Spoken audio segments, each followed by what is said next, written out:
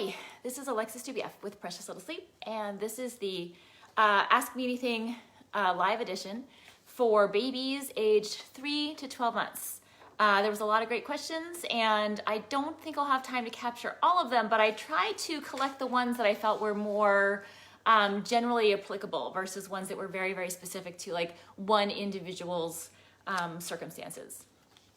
I did want to take a minute because there's always people who have been in the group in the past who, you know, kind of age out and then have babies and come back. And I'm going to keep coming back to this topic, and I think it's really, really important that we spend some time on it, which is why we're not talking about swings and encouraging swings anymore. So swings have been a lifesaver for many of us. They absolutely were essential for me when I was in the darkest days with my screaming, reflexing, non-sleeping children. And I was a big fan for a long time. There was never any good evidence that they were a safety hazard. There still isn't. But we are considering them a safety hazard for the following reason. Last year, it turned out that the Rock and Play had a really concerningly high number of deaths associated with it. This information would never have become public were it not for the amazing journalistic efforts of Consumer Reports and a mistaken document that was sent to Consumer Reports that shouldn't have been. So I want to be really clear here that the issue here is that the Consumer Safety Product Commission is not working for us the way that it really should be. This information should never have come to light. It was a clerical error that it got sent to Consumer Reports, who reported it amazingly, and now we know that there was this really concerning number of deaths in the Rock and Play. The issue I have with this is that this was not supposed to come to light. We should not have known this.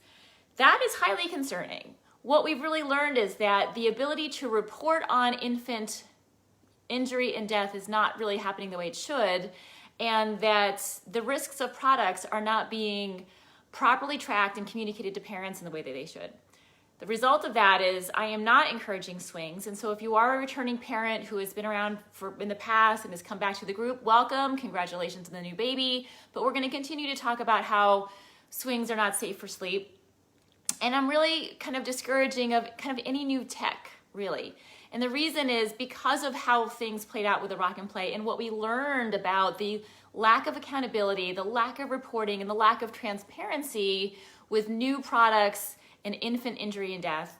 It really is a tragedy, honestly. So for that reason, I'm only trying to encourage people to use tried and true products, things that have been around for decades, that we have a long history of safety and reliability for, which is really bassinets, pack and plays, and cribs. So if you're a new parent, you're coming back, that is why, that is our official stance. We're gonna stick to that. I know that the first version of the book talked about swings, the second version does not, and that is why. Okay, enough about that. Lots of great questions. So I'm just gonna dig in. How long does it take for sad mornings to work, and what are the chances of it working? Well, the chances of it working are highly variable. I don't know that I can come up with a number. If I had to make a guess, I would say 50-50. How long does it take to work? If it's been a week or two and your child is never falling back to sleep, then they're probably not going to. I will say one thing you might want to consider for sad mornings is whatever it is that, you know, is awesome, try not to do it first thing when you get up. So for example, if I'm trying to get a baby to sleep until 6 weeks, pardon my brain's all over the place. If I'm trying to get a 6-month-old baby to sleep until 6 a.m., I don't want to feed them at 6:01, right? If that's their thing. If I have an 18-month-old who I'm trying to get to sleep till 6 a.m., we don't want to have iPad time at 6:01. So we don't want to get up out of bed and then do like their most favorite things of the day right after morning wake up, because that really encourages them to fight sleep because they're waiting to do the thing they love most in the world. Could be nursing, could be a bottle, could be iPad time. So try to keep the mornings pretty dull and uneventful so that there's not a real incentive for them to fight sleep to get to do whatever it is that they're going to do. But yeah, I mean, if it's been like 7 to 10 days and everyone's just like really, really unhappy and not sleeping, it may just be the answer that that is when they are done sleeping. I think it comes as a rude surprise to many parents that babies and toddlers are born to be early risers. They are wired to be early risers. So a lot of kids are going to start the day at 5:30 in the morning. And that's why I say sad mornings is an experiment. If we can get them to fall back asleep until 6:30, fantastic. I mean, like I would much rather get up at 6:30 than 5. 5 is a terrible time to start the day. But infants are wired to do this. And so I see many, many posts in the group where people are bemoaning the fact that they have this, early riser who's up at 5:30 and they need to fix this. And, yes, it sucks to get up at 5:30. I also am getting up at 5:30.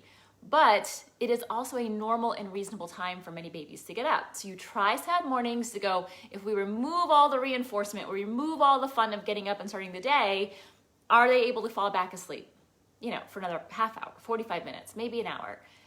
And if they aren't, they aren't. And I know that accepting that 5:30 might be as good as it gets is a really hard pill for people. And I get that.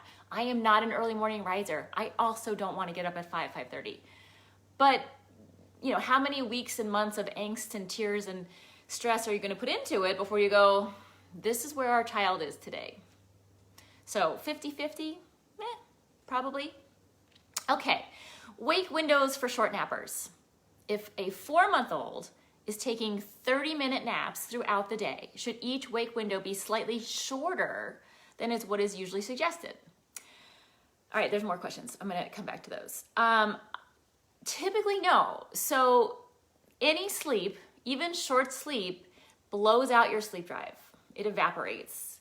So typically going for a shorter wake window is not advisable. Now, with everything, and this comes down to a lot of the questions here, you have to understand that sleep needs are highly variable. For most babies in the 3 to 12-month range, there is a 3-hour swing of where kids are going to fall on the spectrum, and some are here and some are here, and it sucks. And I get it. I understand that the kind of sleep approaches that are very schedule-based and very programmatic are enormously appealing because they just tell you what to do, and it's so wonderful when the world is collapsing and we're sleep deprived to just be told, tell me what to do. I get it, and I wish I could do that. But the reason why so many people fail with those programs and those approaches is because their child's sleep needs do not align with what the program is telling them to do. And that is where the challenge comes. So back to the short nappers. For most kids, the wake windows should be the same regardless of if it's a long nap or a short nap. Now, again, with anything, you can experiment. The risk you run into if you shorten those wake windows significantly is you now have a child who can't easily fall asleep. And we don't want to put our kids in a position where we're asking them to fall asleep independently, but they haven't been awake long enough, and now they're struggling, and nap time becomes kind of an upset affair for everybody involved. So, can you experiment? Absolutely. Would I generally, as a matter of course, encourage shorter wake times for shorter naps? Not really. And the challenge you're probably running into, and I am sympathetic to this, which is that when kids take short naps, they're not really getting good restorative sleep. So on the one hand, that short nap has blown up their sleep drive. So it's wiped it out. They're not sleepy anymore. But they're also cranky and fussy because they didn't have a really good restorative nap. So you have a kid who is not really ready to take another nap, but is kind of miserable and unhappy. And it's a tough spot. It's a tough spot when you spend your whole day trying to distract and entertain and soothe a fussy, cranky kid who then is taking short naps, and you're just like, take a long nap. But that's kind of where you're at. That's kind of where you're at. Hopefully it's temporary. Okay, same person continues. My little one can go next nap 2 hours after a short nap, but still not tired at this point if it's after a long night's sleep. I'm not quite sure what she's asking there. Also, I feel like each wake time should be declining instead of increasing throughout the day as he gets more and more tired from all the short naps. So again, biologically, your sleep drive gets kind of cleared out, right? Every time you take a nap. But what is happening is you're not getting a good restorative nap. So you are seeing those fussy behaviors accumulate throughout the day, and it's a grind. It is. you are welcome to experiment with shortening wake windows as the day goes on. Biologically, the opposite is pretty much always true, which is that wake windows expand as the day goes on, and then your longest wake window of the day would be before bedtime. Now, that is a general parameter, that is based on science, that is what I advocate. But again, you can experiment. If you feel your child the behavior is better and that they're falling asleep easily at nap time and you can handle short wake windows in the afternoon, go for it. Go for it. Okay, snooze feeding in the morning. I believe this won't create a sleep association for an independent sleeper. That is true. Snooze button feeds, not gonna cause a problem for an independent sleeper. But is it okay to just leave the baby in your bed if he falls asleep after that feeding till wake time? He will usually just wake up and start the day if I try to move him back to the crib. So listen, I am not an advocate for co-sleeping for a variety of reasons. I'm not going to whitewash the safety issues. That being said, many parents co-sleep after that snooze button feeding in the morning. If your child is older and if your adult bed is as infant safe as possible, I think that's fine. If your child is a newborn, especially under 4 months, I wouldn't encourage it. But if you're talking about like cuddling with a 10-month-old in an infant safe adult bed, so we've removed most of the bedding for an hour in the morning, sure, go for it. A lot of people do this. If you can put the baby back in their crib, great, that's ideal. Let's see, snooze feeds. Here's another snooze feed question. What if the baby won't go back to sleep? So let's say it's 5 in the morning, they wake up for a snooze button, you feed them, but they won't go back to sleep. So here's the thing. For most babies, a snooze button feed is peak soothing. Whether it's breast or bottle, it's cuddling, it's food, it's a loving parent. So if your child is not ready to start the day, if they still have some sleep drive, if they're still a little bit sleepy, and you provide that maximum soothing, cuddle, loving parent, dark room, snuggled up, some nice food, they're going to fall back to sleep. It's really hard not to sleep when you pile on that level of soothing. So if you're piling on all of the soothing and they're not falling back asleep, then they're not. Then they're done for the day. And it sucks because sometimes that's going to happen earlier than we like. And we get back to the fact that 5 a.m. blows. My 13-year-old wakes up at 5. He has since the day he was born. The difference is now he's 13, so I don't care anymore. I'm like, yeah, go enjoy your Kindle and cereal and whatever you're doing because I'm unfazed because he's 13. But there were many years where that was not an option and we were all up at 5. It sucked. I'm sorry. It's not forever, but it does suck. So yeah, if a child wakes up early and you give all the soothing you can and they're still awake, then they're just done. Sorry. Okay. Can you address nap capping? Thank you. Yes. I feel like I'm constantly waking up my 7-month-old to keep her under 2.5 hours total. So I love the group, and there are so many helpful members who are supporting each other and answering questions, and without that it wouldn't exist because the admins and I can't answer every question. So every day I am filled with gratitude for that.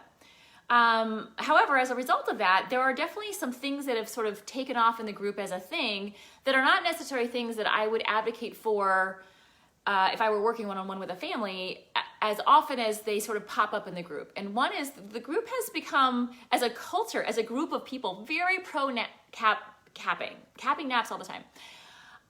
To me, when I work with families one-on-one, that is something that is rarely happening. I very rarely suggest nap capping. But here's the challenge. So again, things we know to be true. There is a wide range of biological norms of sleep, and some kids are high and some kids are low. But you kind of get what you get, and that's it. Some kids are just wired to be big nappers. There are definitely kids who just are wired to nap a ton. They take really long naps, that they'll sleep 6-month-olds who will sleep 2 hours at every nap. And what parents run into is if they take these mammoth naps throughout the day, bedtime might be 10 o'clock, their night might only be night hours, and again, for an individual family, that may or may not work. Not every family is prepared to parent a 6-month-old till 10 o'clock at night or have a really short night. Maybe they have other children that they need to have kids be on the same schedule with, or, because of a daycare drop-off scenario, having a child, sleep till a certain time is appealing, and, we have to make adjustments. So, while a biologically big napping baby might want to do it one way, there are various reasons why maybe we go, that's not going to work for us, right? We can't necessarily let that happen just in a free-form way, and we're going to have to kind of push some structure on this to make it work for the whole family, because the whole family has needs, and those needs are valid. So sometimes you're going to have to cap naps to make things work, because we need our baby and our toddler having the same bedtime for our mental health and sanity. That may happen. There are other kids who are lower sleep needs, who, if we want them to sleep 10 hours, 11 hours at night, they can't have these mammoth naps. So parents might go, hey, listen, I'm gonna have to restrict nap sleep because I need that nap that nighttime. I need that break for whatever reason, because I'm working from home, for my own sleep needs, for my mental health, like for whatever reason, that's going to be the case. And if the child naps more than X hours a day, then we have night problems. We might have night problems. We might have night gaps or inability to fall asleep at bedtime. So yes, there are times where we have to cap naps, but it is not something I'm constantly kind of telling people to do personally. And I would be probably a little more cautious about it than maybe what I see reflected in the group. Something to think about.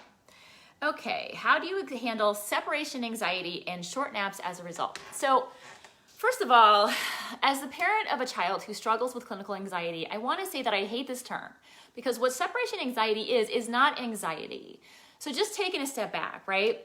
Anxiety is a medical condition. It is something that people struggle with, and it is rooted in brain chemistry, and it is something we treat with therapy and sometimes medication. And anxiety, real life anxiety, is something very, very different from what we're talking about with babies. And when we use this medical term and we apply it to babies and toddlers, it suggests that they are also having a clinical medical issue, and that is not the case. And the reality is also that anxiety is something that is enormously common right now. And this is a slight soapbox, but just give me 30 seconds. So we know that postpartum anxiety and depression gets underdiagnosed and underreported. And we also know that parents who are parenting children, especially young children and babies during a pandemic, are having enormously high rates of anxiety and depression. We don't even know quite how big, because we're still just doing the studies right now, but I guarantee you that in a couple of years, when we look back on this time, the numbers will be staggeringly high. Staggeringly high. I am confident of that. So there is a lot of anxiety, depression in parenting in general, among all of us, all of you listening, everyone. It is absolutely happening. I don't want to diminish that. But let's not apply that actual clinical anxiety to children and toddlers who don't want to take naps and who don't want to separate from you. They don't want to separate from you because you are awesome. And they are deeply, deeply bonded and connected to you. And they have fear of missing out. And nap time sucks. And they know that you're going to be doing cool stuff without them. And they don't want to take a nap. They want to do the cool thing that you're doing. And their desire to hang out with you and having toddler fear of missing out is not the same as clinical anxiety. I understand that globally parents have used this term, and I get it. But I want to be really, really clear on that. So we have kids who think nap time sucks and bedtime sucks, and they adore you, and they know you're out in the kitchen making cookies or doing whatever it is you're doing with your older sibling or whatever's happening, and they want to be there too. And they're not happy about nap time, because why would they want to go in a dark room when you and their older sibling are making cookies in the kitchen? So they think your whole nap idea sucks, and they're going to yell at you about it. Fine. They are allowed to yell at you. They are allowed to think that your decision sucks. They are allowed to think that you are terrible and awful, and that you should pick them up and invite them to the cookie making party immediately. That is fine. If we consider that that is fine, then separation anxiety is just them expressing their feelings about your shitty nap time decision. And they're allowed to have that opinion. So how do you handle it? You allow them their feelings. You definitely make sure that you're aiming at the right time. We don't want to have an undertired situation, right? We don't want to ask them to go to take a nap when they're not tired or go to bed when they're not tired. 100%, we need to set them up for success, but okay, fine, they're not thrilled about it. You're allowed to be not thrilled. Totally fine. I love you. I hear you. Have a nice rest. I'll see you in a little bit. That's it. That's it. Okay, when you are doing fuss it out, are you expected to let them fuss for every wake during the night too for the dedicated time? So difficult when they are still in your room. So this is a tricky one. So I don't know what the dedicated time is. Babies, especially younger babies, which is what we're talking about with fuss it out, they don't know what time it is. And they don't always just sleep until the dedicated time or some normal time.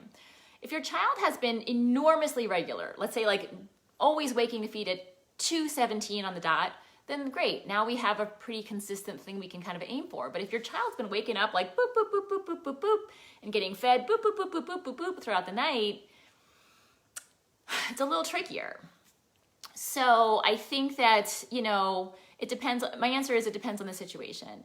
Generally speaking, I would be a little stingy. If I'm doing fuss it out at bedtime and things are going well, they're falling asleep easily, like sleep associations are perfect, and they wake up early in the night, I'd be a little stingy. I'd give them 10 minutes, 20 minutes, kind of see what happens.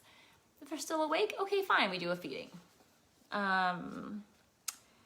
This is a great question. Thank you so much to whoever asked this. We've heard that 3 months is not too young to slip. So here's the thing. If we want people to have their infants sleeping in safe sleep situations, they have to be sleeping, right? We know this. We know that when babies are waking up 8 times a night, there's only so long that any human mortal being can keep that up. And what happens when we ask people to maintain this level of egregious night waking for a long period of time is that safe sleep starts to erode and desperation behaviors creep in. And that's because we're all mortal and we all have limits. And that's going to happen. So I don't care how focused and dedicated you are to safe sleep at the onset, when sleep goes wildly off the rails, it goes out the window. And that's what we don't want. We don't want that happening. If you want parents to adhere to safe sleep, they have to actually be sleeping. How do we help parents actually get human levels of sleep? We're not talking about perfection, sleeping through the night 12 hours. We're just talking human levels of sleep. We establish independent sleep at a very early age. Babies are capable of independent sleep at 2 to 3 months. Numerous studies back this up. My own experience backs this up. We see this in the group time and time and time again. If you search for posts, you'll see plenty of examples.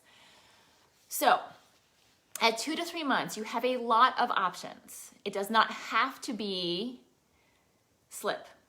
There are plenty of swaps. You can be inconsistent. You can try one thing one night, one thing the next night. You have a lot of flexibility.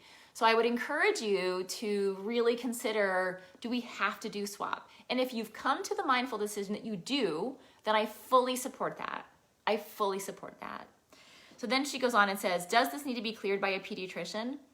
Honestly, I would say no, but if it makes you feel better, absolutely have that conversation. Ideally via telehealth. I don't think it's worth the risk of going into a doctor's office in this moment of time, especially in the US, but absolutely a telehealth call is totally appropriate if it helps you and it makes you feel better. Keep in mind that at 3 months, when we talk about independent sleep, we are not talking about fully night weaning. 2 different concepts. We're talking about establishing healthy independent sleep habits at bedtime. So not night weaning. Probably what you're still looking at is 1 to 2 feeds a night at 3 months. But again, that's a human level of sleep versus 6-8 wakings a night. Okay, great question. As someone with a 1-month-old, oh wow, this is really early. What are the signs I should be looking for in the next couple of months? Another great question.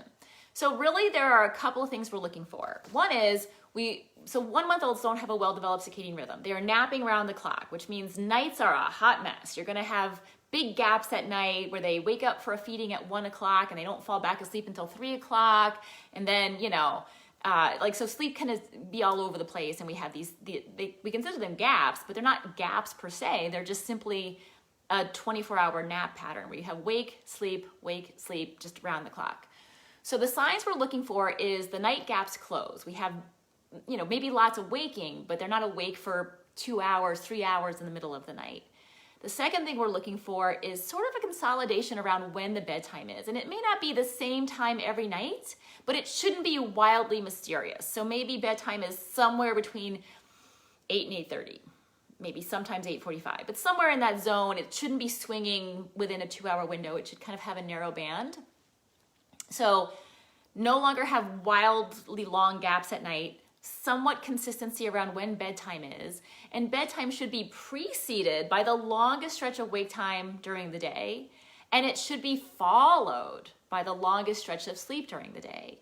And especially in 1 to 2 months, what you see a lot of babies doing is basically treating bedtime as a nap, because it is. So if your child goes to bed at 8 o'clock and then wakes up at 10 and is up again and doesn't fall back asleep until midnight, chances are their bedtime is midnight and 8 o'clock is a nap. So that would be a sign that we're not quite ready, or if we are ready, then we have to acknowledge that bedtime is midnight. So if you're having like big gaps at night, probably not time. So just to recap, long stretch of wake time at bedtime, long stretch of sleep after bedtime, and we no longer have wide gaps of wakefulness in the middle of the night. We have a somewhat consistent bedtime.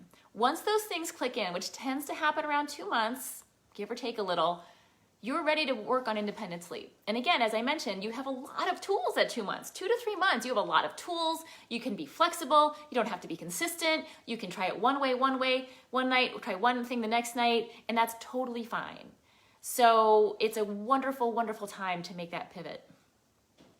Okay. False starts and independent sleep. There was 2 questions about this. So I'm going to kind of collect them together, and it says,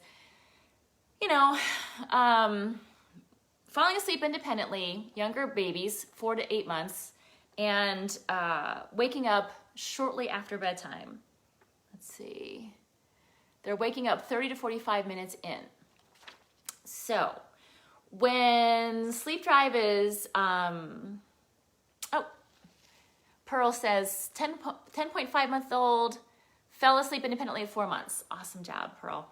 So here's the thing. The biology of sleep, if everything is on point, and by the way, having everything on point is not always easy. As I said, babies are complicated. There's a wide range of normal. This is tricky stuff that we're dealing with. But if everything is on point, the biology of sleep should be very, very powerful at bedtime. It should be really, really hard to not be sleeping at or near bedtime. So if you're waking up 30 to 40 to 60 minutes after bedtime, chances are something's a little bit off. But I have to say also it matters how long you are awake for. So this question says, typically puts them back to sleep in 10 minutes or less.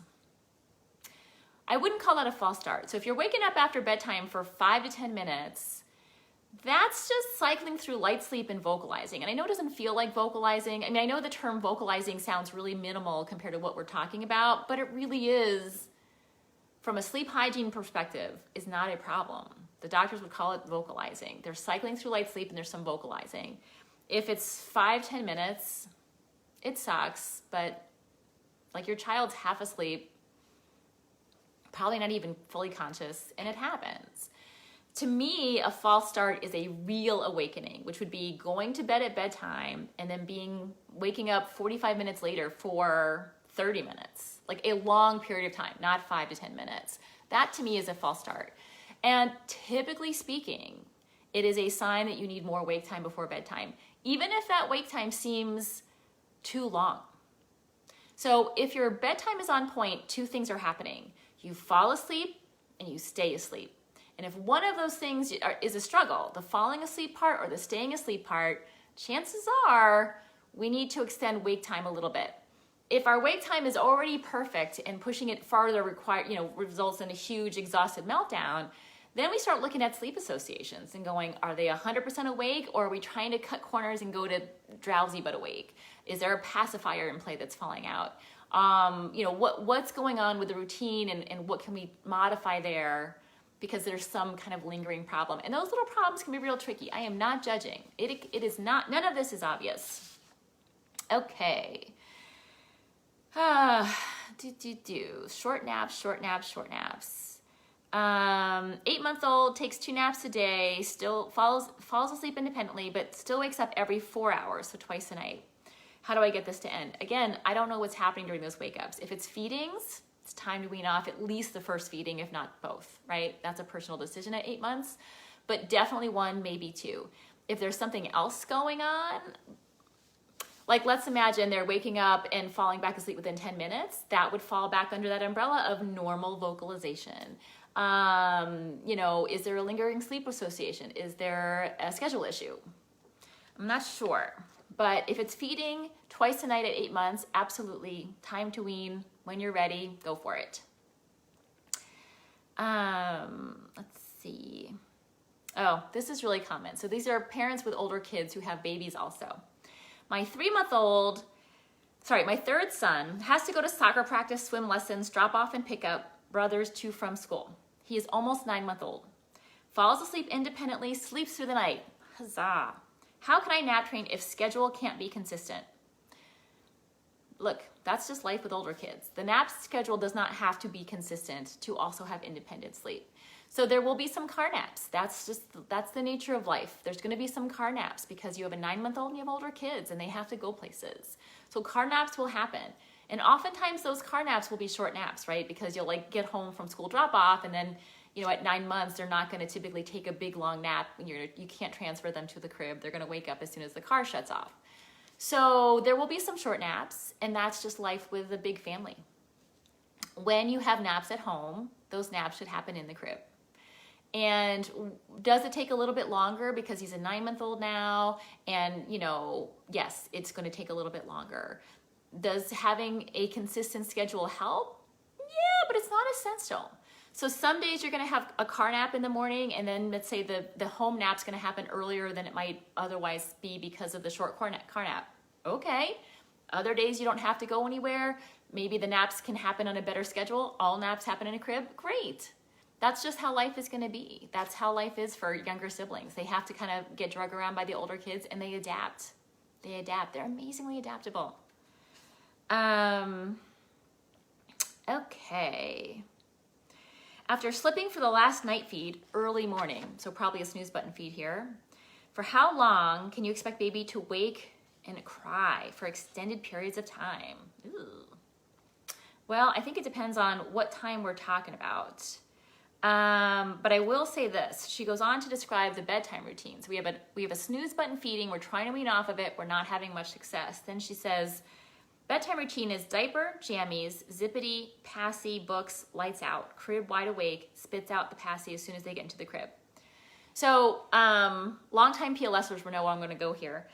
The passy can be a problem even if she spits it out, right? So sucking is very much linked into the sleep associations. So when sleep drive is high early in the night, the passy isn't a problem. So great, she's fallen asleep with the passy but still sleeping solidly until, let's say, 5 in the morning.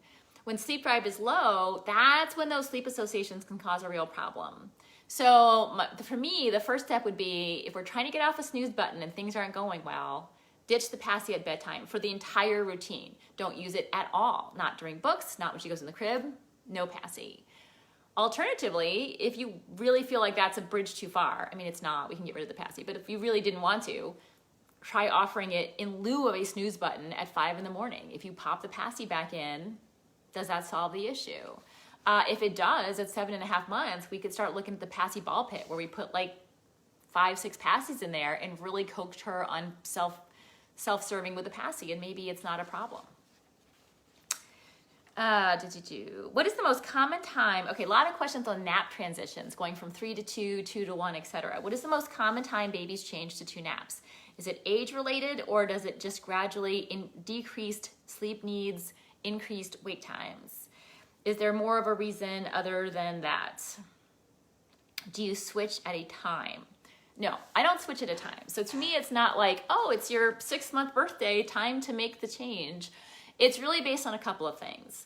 Sleep needs, high sleep needs, low sleep needs. Low sleep need kids are gonna drop 3 to 2, 2 to 1 sooner than high sleep need kids. How long are the naps? If they're taking short naps, you're going to have more naps longer because you need those little naps to fill the day, right? So a child who's taking 45-minute naps is going to be on 3 naps longer than a child who's taking 1.5 hour naps. A child who's taking 1.5-hour naps might drop to 2 months before the kid who's taking 45-minute naps. So it's not an age-based thing. It's sleep needs and nap duration. Somebody asks about the 3 to 2 transition. Should we transition babe when there's no room left in the day for the third nap? Yes. Or when we're seeing night waking problems? Also yes. Both of those would be great indications that there's time to cut back on sleep and increase wake times. Mine is 6 months and we still struggle with short naps. I hear that, particularly nap number 2. I've had many people suggest that nap number 2 will get longer on a 2-nap day, but as of right now, we still have to do the third nap, but he takes it without issue. So I'm wondering if it's too early to think about 2 naps. Great example of what we just talked about. So for some kids, they'll be on a 2-nap schedule at 6 months when they're taking long naps. This child's taking short naps, but they're easily taking a third nap, and they're falling asleep readily at 7:38. Great, so that's where they are for right now. Will that move to 2 naps? Of course they will, but it's too soon right now. They're just not ready. How long do schedule changes take to work? Like if you stretch wake times or move bedtime later, and the first few days just seem chaotic, how long do we give a schedule change to truly know if it's going to work or not? So honestly, I tend to see results really quickly. So I say 3 to 5 days. I would say it's more often 3, but 3 to 5 is the range. So if it's been 5 days and it's not working, then it's not working. So like you shouldn't have to suffer for weeks. In fact, in really no scenario should you have to suffer for weeks. If it's suffering for weeks, I would want to look at what's happening and go, well, what can we change here? We should see at least some really strong signs of success within like a couple of days. Let's take 2 last questions because I feel like this is running long with time. Ooh, 40 minutes. Thanks for bearing with me. I've been chatty today because I'm desperately lonely. Can you tell? Okay. Toddlers, pre-K, age 3+. How do you decide to move them to a bed if they're not climbing out? Does your opinion change if there's a second baby on the way that will need the room, share a room eventually? So 3+ I think is a safe big kid bed zone. I think, you know, at that point, they're fully capable of climbing out. It's wonderful that they're not, but they're fully capable of it. And I think they're old enough to have conversations and understand kind of this is what's okay and what we're going to do. I don't like rushing a big kid out of a crib because we want the crib for the pending baby, unless, you know, listen, sometimes there are financial concerns and not every family can afford to have, you know, a house full of cribs. But, you know, babies are in bassinets or pack and plays for a long time. So I always think the pack and play is a wonderful, affordable, safe option if we're running into like big kid in a crib, baby coming and we need something. But for 3+, I think it's fine. If you have a new baby coming, what we don't want to do is have the older child feel that they're getting pushed out to make that crib available for the baby. So I would never say, oh, hey, Bubs, we need to move you to a big kid bed so we can get this awesome crib ready for the new kid. Like, we don't want to make that situation happen, but, you know, it's fine to say, wow, you're getting so big. We need a bigger bed to fit your body. You know, let's go pick out some cool Paw Patrol sheets, you know, make it fun and exciting, but don't make it about the baby. Like, the fact that we're going to use this crib for the baby is, who cares? And let's be real, most newborns are not in a crib until 6 months. Most are going to be in a bassinet or a pack and play or something small and sort of portable that's safe in your bedroom. So there's not a huge risk. So if you move out your toddler or your preschooler 6 months before you give birth, and then the baby isn't in that crib for another 3 to 6 months after giving birth, that's almost a year between them moving out and the baby moving in. And at that point, they're not going to feel pushed aside or cheated in any way. So that's fine. Last question. 3 pages of questions.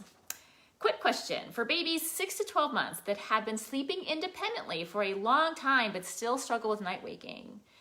Okay, so first of all, you know, 6 to 12 months, if you're struggling with night waking, and again, please know, none of this is obvious. Hopefully everything we've talked about here makes it clear that none of this is obvious.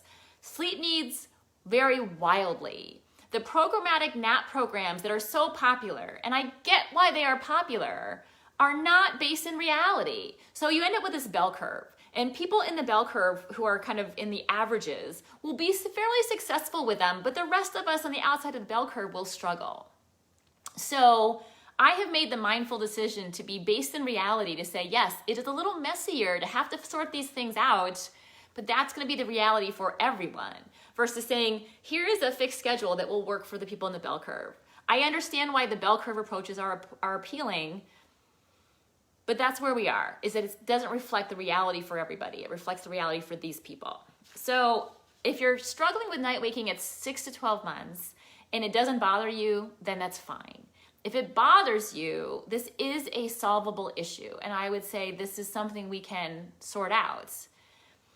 So issue number one is, why are we doing these night wakings? I would say, let's try to figure out why that's happening. And if it's something you want to change, let's change it.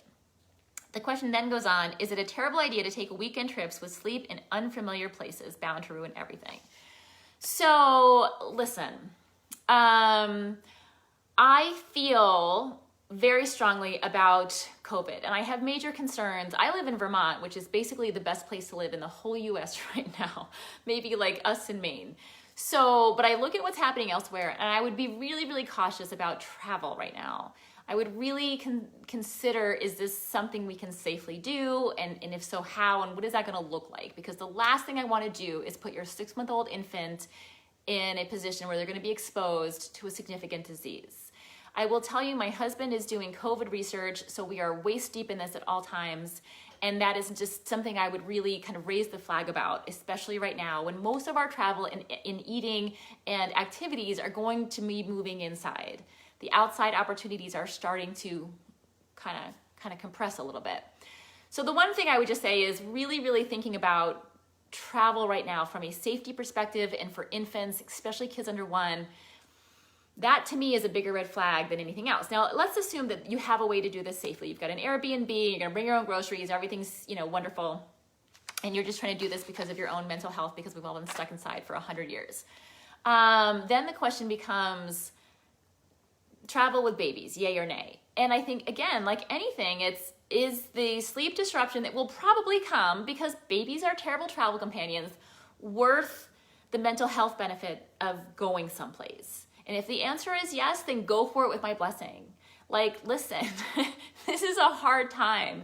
So if that is going to take care of you, great, go for it. Is your kid going to sleep crappy in the condo you're renting? Probably. Are naps going to be short and probably require a lot of assistance? Car naps, baby wearing, stroller naps? Probably. The chance that you're going to put your 6-month-old in a pack and play in some strange condo and have them take a wonderful 2-hour nap is not that great. But that's okay. I mean, if this is a way for you to get out and enjoy a weekend and break free from the monotony of your life, great, go for it. So to me, these are two separate issues. Why your 6-month-old is waking up multiple times a night and whether or not you should travel. I would encourage everyone to really, really consider safety and COVID and social distancing as we head into the holidays. I know it sucks. But shared indoor air over meals, holidays, with family, especially again, if you're parenting children under 1, is something that I would really think long and hard about. Okay, that ran really, really long, 50 minutes. Thank you so much for chiming in. Thank you so much for sharing your questions with me. I love doing these things, honestly, because I am desperately lonely, and this makes me feel like we're having like a little hangout, little personal hangout. So that's great. Thank you so much. And I will talk to you soon.